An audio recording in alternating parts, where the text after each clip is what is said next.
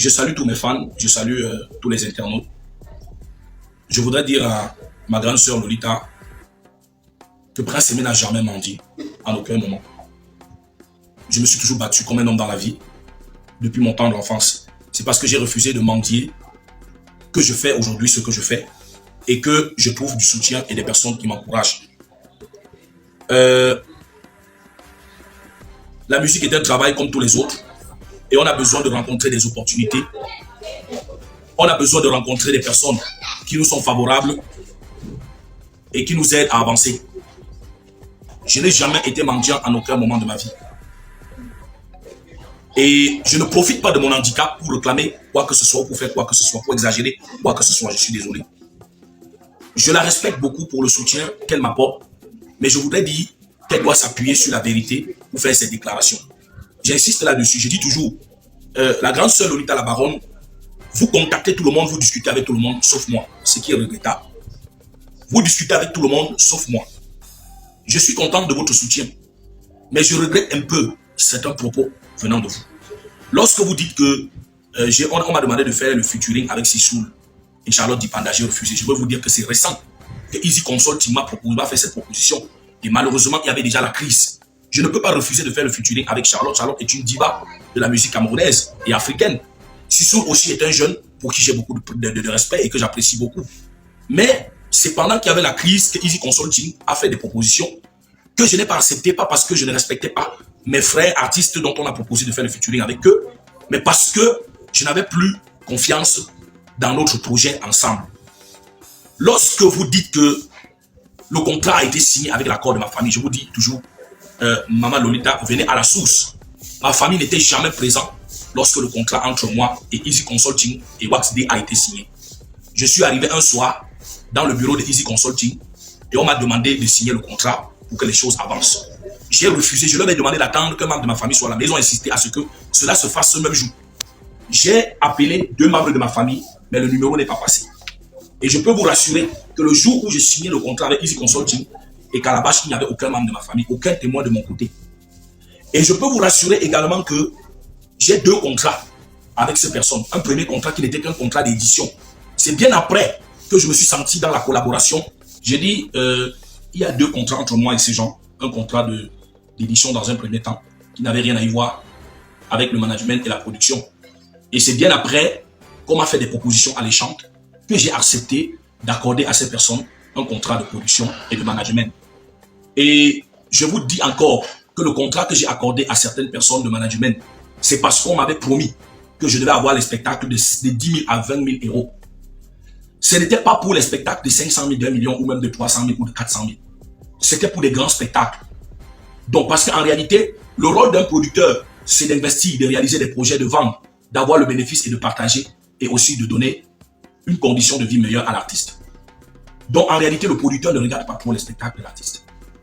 Donc, aujourd'hui, on vous fait comprendre que j'avais demandé 2 millions. Il y avait question de 2 millions de signatures. Après, j'ai dit que je ne peux plus les 2 millions. Je n'ai rien contre ma grande sœur Lolita, mais je dis encore une fois de plus, il faut venir à la source pour avoir les informations. Ne reste pas avec des gens qui te racontent ce qui les arrange. Et toi, tu vas dire ça sur la toile. Parce que ce que nous sommes en train de parler aujourd'hui entre nous pourrait se retrouver ailleurs demain. Et il faut que chacun soit en mesure d'assumer ses témoignages et ses dits. Je dis encore qu'aucun membre de ma famille n'était présent le jour où je signais le contrat avec ces personnes. Ils m'ont mis tellement de pression en me faisant comprendre que pour qu'on avance, il fallait absolument que je signe le contrat ce jour-là. Je leur ai demandé si ça ne pouvait pas attendre un peu. On m'a dit non. Et les 2 millions et la petite voiture, c'est moi qui ai demandé. Et j'ai demandé parce qu'en réalité, comme je vous ai dit, quand je donne un contrat à ces gens, le premier contrat, c'est un contrat d'édition, dont le but était que ces gens-là puissent réclamer mes droits dans le monde et les obtenir. Et ils m'ont dit qu'il y avait beaucoup de droits à réclamer pour moi et qu'il fallait le contrat pour qu'ils puissent réclamer des centaines de millions dans un premier temps. Et je leur ai donné le contrat. Et ils ont travaillé pendant presque 3 semaines en me faisant comprendre qu'ils étaient en train de réclamer les droits. Le moment où elle-même, Lolita, dit qu'elle disait à un frère que pourquoi est-ce que tu ne mets pas Prince Aimé sur le marché avec un nouveau titre. Il a dit non, je suis en train de réclamer, prendre d'abord les royalties et les droits d'auteur, je dois mettre l'argent ensemble. Et donc elle-même a témoigné qu'on récupérait de l'argent de droite à gauche à travers différents pays. Moi aussi j'ai posé la même question en cette période. Et on m'a fait comprendre qu'on était en train de rassembler de l'argent et qu'on avait rien à faire avec le buzz. Que le buzz pouvait passer, que l'essentiel était de gagner de l'argent. Donc moi j'attendais de l'argent qu'on réclamait au niveau des droits d'auteur. Et c'est par rapport à cet argent que j'ai demandé 2 millions et une petite voiture pour circuler. Donc, il était question que ces personnes puissent recouvrir leur argent une fois que mon argent devait arriver. Donc, en réalité, ce n'était même pas une production en tant que telle. Et je vous dis, même le contrat dit que c'est un argent qui est recouvrable. C'est-à-dire que l'argent de la voiture et même les 2 millions qu'on devait me donner, on devait recouvrir dans mes revenus. Sauf que, quand je demande les 2 millions, on ne me donne pas à l'instant. On tourne, ça traîne, ça traîne, ça traîne. Au point où, à un moment donné, on sort l'ancienne version de Viviane, on met en ligne.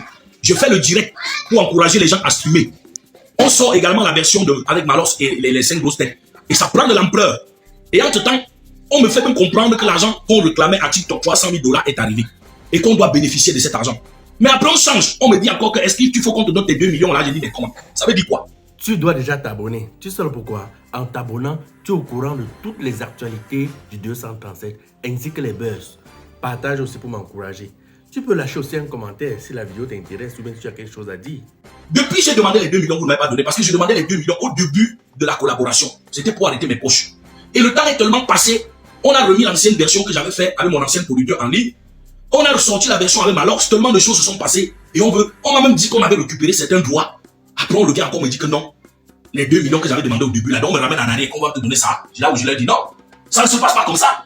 J'ai demandé les 2 millions au début de la collaboration, vous n'avez pas donné. Depuis, vous ne faites que tourner. À un moment donné, comme je m'entêtais pour le futur avec des bandeaux, on a même dit que les mesures sociales d'accompagnement, on devait me les accorder que quand après le futur avec des bandeaux. J'ai dit qu'il n'y a pas de problème. Tout ça était un moyen de traîner parce qu'on ne voulait pas donner. Et je vous dis que s'il y a une partie qui n'a pas respecté ce contrat que je traite de maudit contrat aujourd'hui, c'est ceux-là qui aujourd'hui utilisent ce maudit contrat pour m'accuser et pour m'opprimer. Je n'ai pas besoin de jouer de mon handicap pour tromper, pour berner qui que ce soit. Mais les Camerounais doivent savoir la vérité. Et la vérité que les Camerounais doivent savoir, c'est que les efforts qu'ils ont déployés, l'énergie qu'ils ont déployée, tout ce qu'ils ont investi, les gens ont profité seuls et n'ont pas utilisé cela pour apporter un changement radical dans ma vie. On ne peut pas aujourd'hui vouloir faire croire aux gens que ma part de seul bénéfice dans le succès et dans le buzz de Viviane, ce n'est que la voiture de 5 millions qu'on m'a donnée. C'est de la poudre aux yeux. Les Camerounais sont assez intelligents. Moi, je ne me fais pas plaisir en faisant des vidéos pour divertir la toile. Je suis en train de crier, de pleurer, de gémir dans une situation vraiment terrible et malheureuse. Et je crois que les personnes de bonne foi et de bon sens comprennent ce que je suis en train de dire. Donc, il n'a jamais été question, ma soeur Lolita. Les 2 millions que j'ai demandé, si j'avais demandé au début de la collaboration, les gens ont tourné, n'ont pas donné. Et ils ont attendu quand le succès était déjà fort, quand on avait déjà tellement fait des chiffres pour dire qu'on va me donner 2 millions. Maintenant, j'ai dit non. Où est l'argent de TikTok que vous m'avez dit que vous aviez la main dessus et que vous avez presque récupéré? Donc, on arrête de vous dire qu'on a programmé le featuring avec Sissoul, avec Charlotte. J'ai refusé tout ça, c'est du blabla. C'est du blabla. S'il y a une personne qui n'a pas respecté le contrat, c'est ceux-là qui vous font croire que je suis mendiant aujourd'hui, que je mendie de l'argent. Mais je n'ai jamais vu une collaboration artistique où l'artiste ne demande pas de l'argent. Un producteur, c'est celui qui met son artiste à l'aise. On m'a fait comprendre qu'on avait atteint le summum de Viviane, qu'il fallait passer à autre chose. Mais ma chanson Viviane, je l'utilise depuis plus de 21 ans. Et mon public ne s'est jamais fatigué. Mon public ne s'est jamais fatigué. Mais en moins d'un mois, les gens me font comprendre qu'il faut déjà passer à autre chose. Depuis quand on sort une chanson et on ne fait même pas la promotion 3 mois, on veut déjà passer à autre chose. Je vous pose la question. Même toi, Lolita, qui est une mélomane, tu es une grande sœur. J'ai beaucoup de respect pour toi. Je ne me suis jamais apitoyé sur mon sort parce que je suis handicapé. Dès mon premier album, j'ai sorti Ami handicapé pour encourager tous les handicapés du monde. Et en dehors de Papa André-Marie Talla, il n'y a pas un aveugle qui a eu le succès que j'ai eu avant moi. Si aujourd'hui d'autres non-voyants peuvent avoir la foi et le courage de se battre dans la musique, c'est parce que moi j'ai tracé le chemin pour la jeune génération. Et ça, il faut l'accepter. Je n'ai jamais été mendiant. Quand vous dites que je faisais la manche en Europe, c'est honteux. Moi j'ai eu mes difficultés en Europe. L'Europe est un pays où tout le monde vit du social. Même ceux qui sont stables financièrement. Alors, j'avais des difficultés. Et j'ai dû me tourner vers mes frères camerounais pour leur dire, voici, je suis venu ici, me battre dans les conditions que nous tous nous savons, mais je me retrouve en difficulté. Donc, s'il vous plaît, soutenez-moi pour les démarches administratives, ou soit pour que je puisse retourner au Cameroun. Et dans un premier temps, j'ai rencontré des personnes avec qui on se battu dans les démarches administratives. Voyant que ça patinait à un moment donné, j'étais à bout de souffle, je n'avais plus de force, j'avais jeté toutes mes forces dans la bataille, j'ai pris la résolution de rentrer au Cameroun. Et depuis que je suis rentré au Cameroun, je me bats comme un homme et je m'assume. Je me débrouille comme je peux. Même avant le succès de Viviane. Moi, je dis que tous ceux qui sont arrivés dans la lumière. Ils sont arrivés pendant que l'étoile brillait. Et ils sont venus pour faire du business. Et je dis, si vous êtes venus faire du business et que ça a produit de l'argent, donnez pour moi. Qu'on ne dise pas aux gens aujourd'hui que je manipule, je suis un manipulateur, je suis en train de berner les gens. Même si ma carrière se détruit, ça fait quoi? Ça me dit absolument rien. Parce que la situation dans laquelle je suis aujourd'hui n'est pas une situation glorieuse. Je m'en fous. Qu'on dise que ma carrière va se détruire, je m'en fous. Parce qu'en réalité, la situation que je suis dedans n'est pas une situation glorieuse. Je suis même prêt à vendre cette voiture. Parce qu'en réalité, je n'ai rien. Vous êtes en train de raconter des histoires à gauche, à droite. Moi, je n'ai rien. Je m'en fous de ce qu'on peut raconter, qu'on peut dire qu'on va détruire ma carrière et tout. Mais je dis encore une seule chose. Que les gens sachent qu'on peut manipuler la justice des hommes et celle des êtres humains, mais celle de la nature et de Dieu et de nos ancêtres, personne ne peut la manipuler. Si je parle aujourd'hui et que je dis la vérité et que je suis opprimé, sachez que cette vérité, tôt ou tard, va triompher. Moi, je m'arrête là. Mais sachez que je n'ai pas le temps à perdre, à tenir des propos et à faire des vidéos pour divertir les gens. Je parle parce que je suis affligé. Et je dis encore, je ne suis pas responsable de ce qui est publié en ce moment, ni sur ma page Facebook, TikTok, ni sur ma chaîne YouTube, parce que je n'ai plus la main dessus et parce que je n'ai plus accès. Et je demande aux vrais Camerounais de continuer à revendiquer pour moi, pour que ces gens-là me libèrent d'un contrat d'abus de faiblesse qu'ils ont concordé et taillé sur mesure à leur avantage, qu'ils ont utilisé pour me berner et pour berner tout le peuple camerounais. Parce que ce n'est pas seulement moi. Aujourd'hui, on ne sait même pas si la chanson est véritablement à Prince Aimé ou bien si c'est Malox. On dit que j'ai peur de Malox. Non, je respecte Malox pour ce qu'il a fait. Mais Malox n'était pas mon producteur. Malox n'était pas mon manager. Malox a fait ce qu'il a pu à son niveau. Je demande des comptes à ceux avec qui j'étais en accord et qui étaient censés protéger mes intérêts et me faire gagner dans cette histoire. Je demande des comptes à ceux qui étaient mes producteurs et soi-disant managers. On dit que j'ai demandé 5-50 millions. Les artistes demandent même 100 millions. Et je vous dis que je n'ai pas demandé quelque chose qui ne relève pas de l'estimation que j'ai fait avec mon équipe, que j'ai eu à faire avec mon équipe, de ce que notre projet pouvait produire. On me demande d'aller au studio, de travailler encore, pour que les gens mangent, pour que les mêmes mangent. J'ai travaillé hier. J'ai travaillé depuis plus de 24 ans. J'essaie la musique au Cameroun. Et Dieu a décidé de me récompenser en cette année 2024. Les gens viennent s'asseoir dessus. Et on vous fait croire que je suis malhonnête, je suis méchant, c'est monté, c'est ceci. J'ai travaillé, ils ont mangé, vous voulez que je travaille encore, ils mangent. J'ai un répertoire qui est grand et qui est vraiment bondé. Mais ce n'est pas des titres que je vais donner pour que les gens puissent sucrer encore et que je demeure dans ma situation, dans ma condition d'affliction. On me demande d'entrer en studio, sur quelle base? J'ai demandé, c'est normal que je puisse demander de l'argent. On paye l'argent à un artiste pour le mettre en studio. On donne l'argent à un artiste pour le produire. Prince Aimé n'est pas un esclave. On ne produit pas un artiste gratuitement. Qu'on arrête de faire croire aux gens que les gens viennent dans le business pour faire du social. J'ai beaucoup de respect pour mes frères camerounais. J'ai beaucoup de respect pour mes frères africains. Mais qu'on ne raconte pas des bêtises aux gens. On ne sait pas, je ne sais pas ce que ce projet aurait pu me rapporter si j'avais fait mon futurisme avec des bandeaux. Je vais encore dire ça, ça va vous choquer, mais c'est la vérité. Je ne sais pas ce que ce projet aurait pu rapporter à ma vie si j'avais pu faire mon futurisme avec des bandeaux. Donc laissez tout ce qu'on est en train de raconter là. Et que ceux qui peuvent me soutenir me soutiennent. Ceux qui ne veulent pas me soutenir, qu'ils ne le font pas. Mais qu'on ne raconte pas des choses qui ne sont pas vraies. Et je dis encore une fois depuis maintenant, Lolita, si tu veux les informations, viens à la source. Arrête d'appeler les gens de gauche à droite, tu ne m'as jamais appelé. Tu dis que le contrat, ma famille était là, ma famille n'a jamais été là.